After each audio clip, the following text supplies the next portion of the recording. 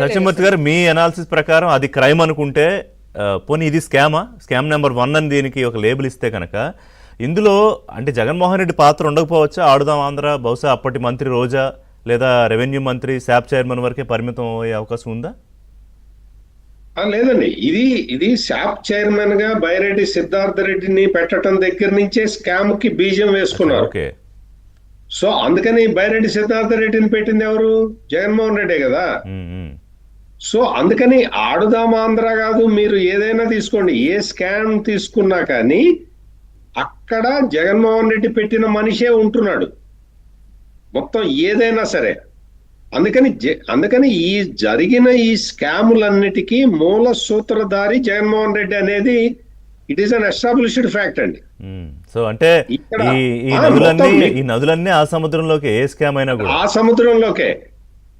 మీకు ఎక్కడైనా సరే మీకు జగన్మోహన్ రెడ్డికి తెలియకుండా, జగన్మోహన్ రెడ్డికి సజ్జల రామకృష్ణారెడ్డికి తెలియకుండా గుండు సూది కూడా కదలలేదు, ఎక్కడ కదిలే అవకాశం లేదు. వాళ్ళ వ్యవస్థ అంత పకడ్బందీగా ఉంది. అందుకని వాళ్ళకి తెలియకుండా వేరే వాళ్ళు ఎవరో స్కాండల్ చేశారు అనేది ఇట్ ఈస్ ఇంపాసిబుల్. మీకు అసలు ఎక్కడా కూడా గుండు సూది కదలలేదు. మొత్తం కానిస్టేబుల్ ట్రాన్స్ఫర్ నుంచి హోమ్ మినిస్టర్ కి సంబంధం లేకుండా చేసుకున్నారు. అంటే అంత పకడ్బందీగా సోషల్ మీడియా కేసుల్లో ఎవడో ఒకరిని అరెస్ట్ చేయడం, అన్ని డైరెక్షన్స్ కదా. ఓకే. అయితే నిన్న ఈ శాప్ చైర్మన్, ప్రస్తుత చైర్మన్ మాట్లాడుతూ సింగిల్ విండో నుంచి వచ్చినప్పుడు ఈ కుంభకోణాలు వాళ్ళకి తెలియకుండా ఎట్లా జరుగుతాయి?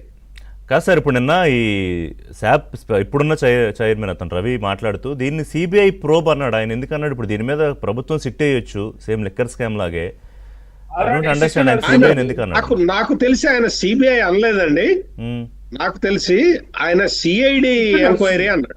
అంటే సిఐడి ఇప్పుడు ఏపీ సిఐడి డైరెక్షన్ తోనే పోలీసులు తర్వాత విజిలెన్స్ వచ్చింది. అంటే నేను మన రిపోర్ట్స్ లో కూడా సిబిఐ అన్నట్టే రాశారు. మరి చూడాలి, ఒకవేళ సిబిఐ అంటే సిబిఐ అనలేదు, ఆయన సిఐడి దర్యాప్తు జరిపిస్తామని చెప్పాడు నాకు తెలిసి. ఓకే, దట్స్ ఫైన్, స్టేట్ లో ఉంటుంది కదా. ఓకే, చూద్దాం మరి దాని మీద తేలుతుందా. మళ్ళీ ఈ స్కామ్ అయ్యాక ఇంకొక స్కామ్ ఏం బయటకు వస్తుంది.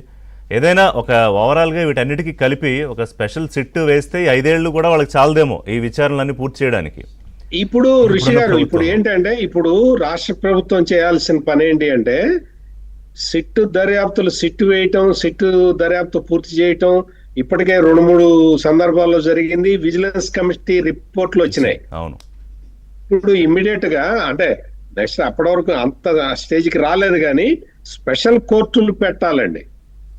ఇప్పుడు నెక్స్ట్ స్టేజ్ లో ఈ కేసులన్నీ పరిష్కరించడానికి స్పెషల్ కోర్టు